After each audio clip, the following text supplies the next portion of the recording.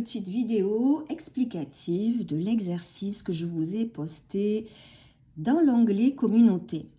Si cela vous plaît, si ce genre d'exercice vous plaît et ce format vous plaît, j'en ferai d'autres. N'hésitez pas à en mettre dans les commentaires vos suggestions de points communs et de différences entre chaque carte.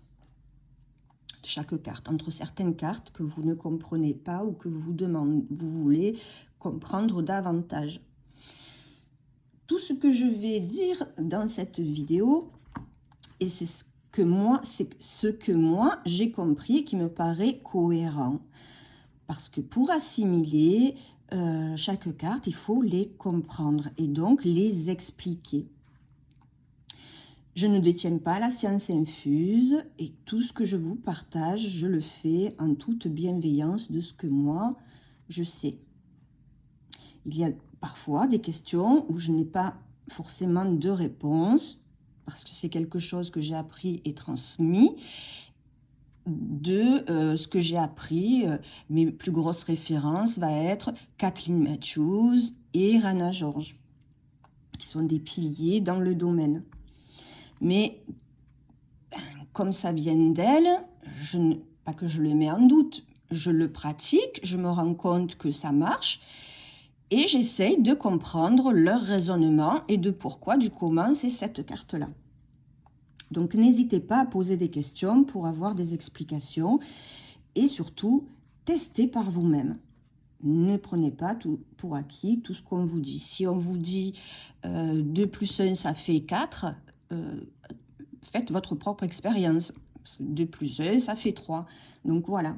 Après, c'est pas volontaire parfois, on peut se tromper, de dire parce qu'il y avait d'autres cartes et ce qu'on pense, peut-être ça correspond plus à une autre carte que celle-là. Enfin bref.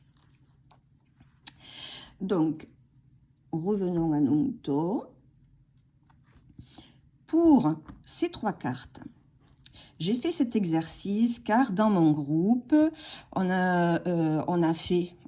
Laetitia a fait un exercice d'association et je me suis rendu compte, on m'a posé des questions, qu'il y avait des notions différentes pour les cartes et certaines personnes ne les comprenaient pas. Donc du coup, j'ai proposé cet exercice. Donc, les points communs, c'est-à-dire que, comme je vous ai expliqué, il y a des groupes de cartes. C'est ce qui est formidable avec ce petit Lenormand, avec le petit Lenormand, en part entière, pas forcément ce format, mais tous les formats de petit Lenormand,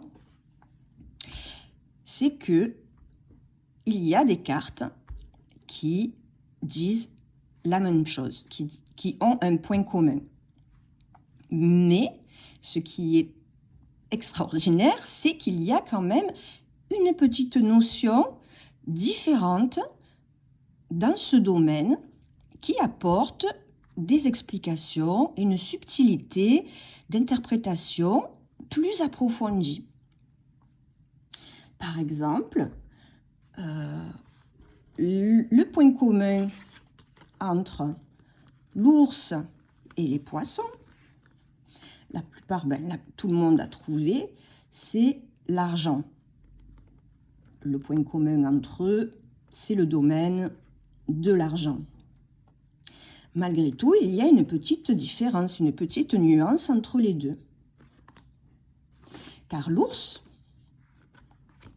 va parler plus de revenus, des finances, des ressources que l'on a pour vivre, de l'épargne, de comptabilité, la trésorerie, en gros, le capital. Les poissons vont plus parler, dans le domaine de l'argent, ça va plus être le cash flow, ce qui rentre, ce qui sort, c'est l'argent qui circule, c'est les transactions, achat-vente.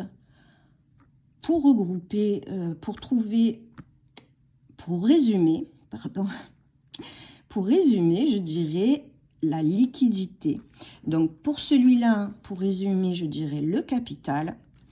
Et pour cette carte, je dirais la liquidité.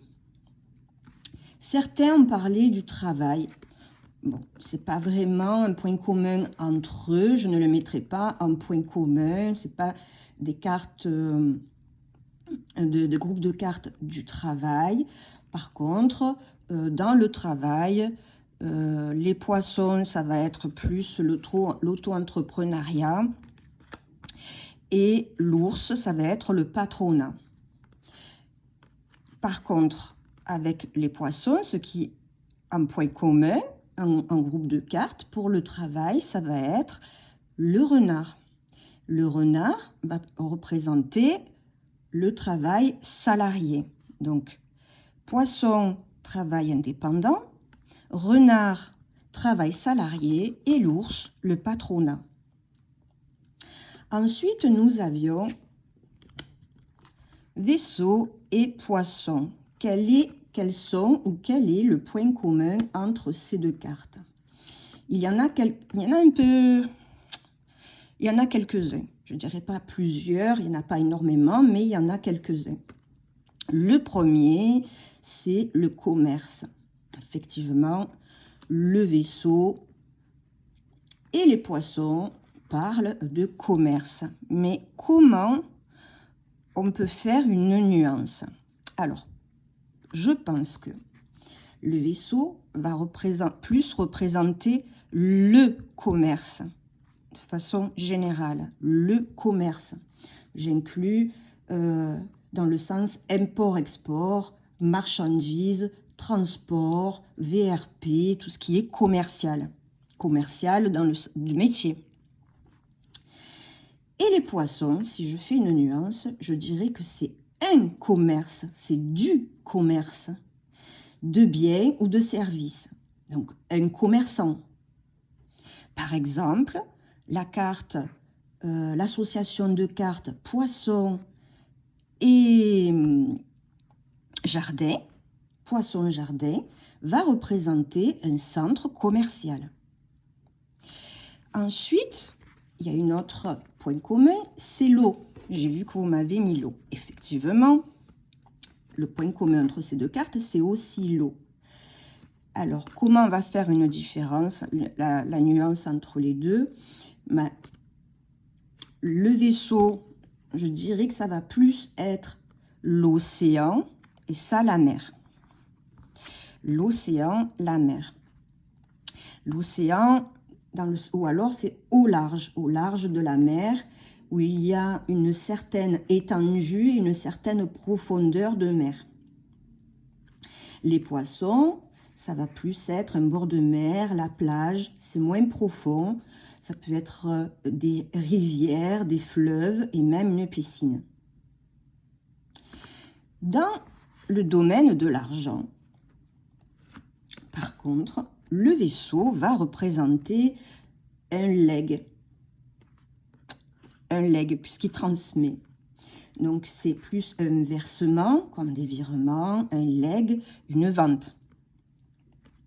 Les poissons, ça va représenter, on l'a vu, la liquidité, la transaction, l'achat et la vente. Parce que si vous l'achetez, c'est que quelqu'un l'a vendu. Et inversement, si vous vendez, quelqu'un va acheter. Donc, ça représente donc les transactions et ça, c'est le versement. Il y a aussi un petit point commun entre ces deux cartes, c'est la communication. Le vaisseau va plus représenter tout ce qui est transmission. Transmission, donc on communique, on transmet quelque chose. Les poissons, ça va être dans l'ordre de l'échange, mais plutôt régulier. J'espère me faire comprendre. Donc ici, on a donc la transmission. Par exemple, quand on pose une question à quelqu'un, on peut contacter, admettons, un établissement, peu importe lequel, on a une réponse avec cette carte-là. Mais avec l'établissement, on ne parle pas forcément de tous les jours. c'est de temps en temps. C'est un contact, voilà, une communication, une transmission, un message, une transmission. Et ici, c'est les communications, l'échange, c'est plutôt régulier. C'est une carte quand même qui est d'abondance, donc il y a beaucoup. Il y en a plus que là.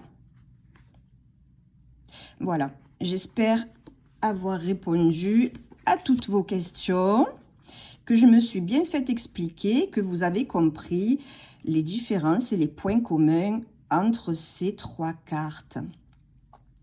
Je vous embrasse. N'hésitez pas à liker parce que ça m'aide. Les likes aident beaucoup au référencement. Donc, s'il vous plaît, n'oubliez pas de mettre un like et mettez en commentaire si cette vidéo vous a plu, si elle a bien été expliquée ou si vous voulez que j'approfondisse avec d'autres cartes. Mettez vos suggestions dans les commentaires.